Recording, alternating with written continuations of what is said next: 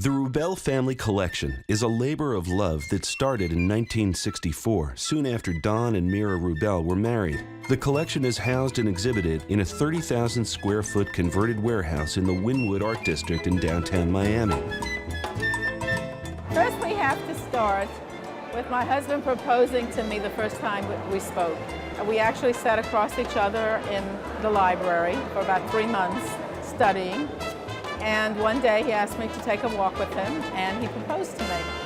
So I guess you could say that the way to take a long journey is to start with the first step. Miami, at the time, especially this neighborhood and this building, it was a land of opportunity in that it was all affordable. And to a large extent, the story of our collecting is also about affordability because we buy young art, what we can afford.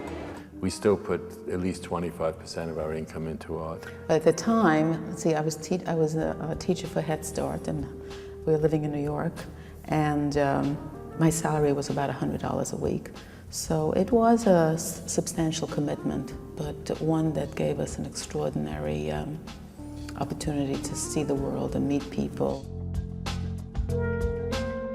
So here we are in a room with Jean-Michel Basquiat, who Don and I were privileged to meet in 1980 when we visited a studio in the basement of Anina Nozai's gallery. And there he was painting this painting. What attracted us to this painting was just the sheer vitality, energy, and exuberance. And meeting him, he was bigger than life. What makes collecting art so enriching and so powerful for us and unique in the collecting of contemporary art is the fact that you not only collect the art, but you know the artist.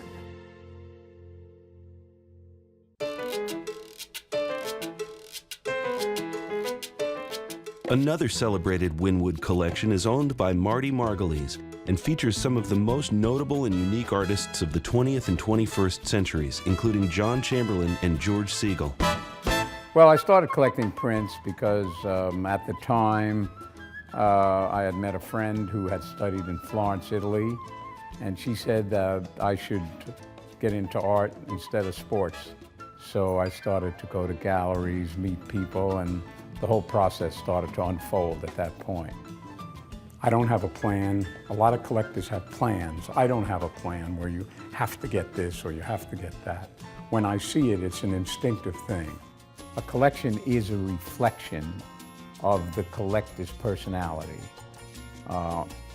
I'm a collector that has very much eclectic interests, so I'm looking to get work that will show well to the people that come into the warehouse and will also be a reflection on what I like and what I enjoy, and that would be indicative of my personality.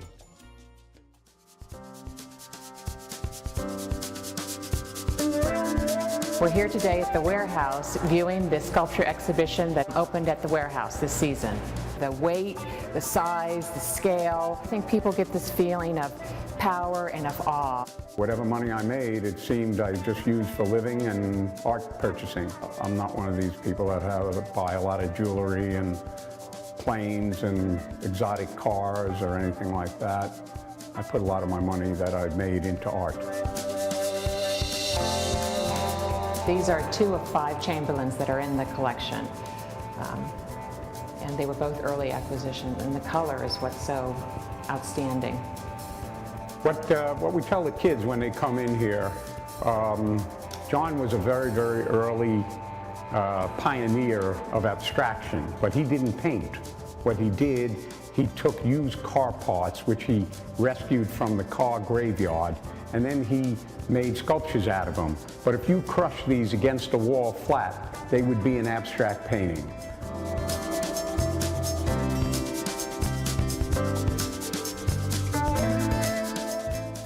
This work was done in 1968, and it's one of the pieces that has the figure made out of white plaster and an environment. And in this case, it's a subway, which evokes that loneliness and the alienation of a single woman traveling alone at night on a subway car.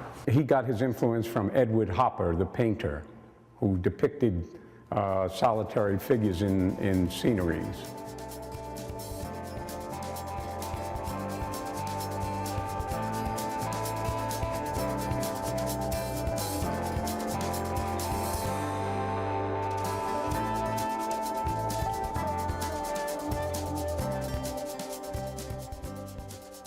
Collector Craig Robbins is another major figure in the pantheon of Miami art. Craig exhibits his own extensive collection in the offices of his real estate development firm, DACRA. We designed this whole space to be both a gallery for my collection of art and design, and also to be a working environment. In the reception area, there are some really wonderful examples, versatile examples of my collection of art and design. These magnificent urns, deceivingly beautiful, by Wan Yongping, a Chinese-born artist. And of course, inside each of the urns is an animal that has been, I guess, can you say taxidermied? Art is just for the purpose of expression. It doesn't necessarily have to serve any kind of utilitarian purpose. A really beautiful bench by Zaha Hadid. For me, you know, undoubtedly one of the great architects of our time. And Zaha makes these great sort of sculptural furniture pieces as well. This is called Iceberg. And then there's a painting by Nicole Eisenman that I guess is about ice people. And the two work really nicely together.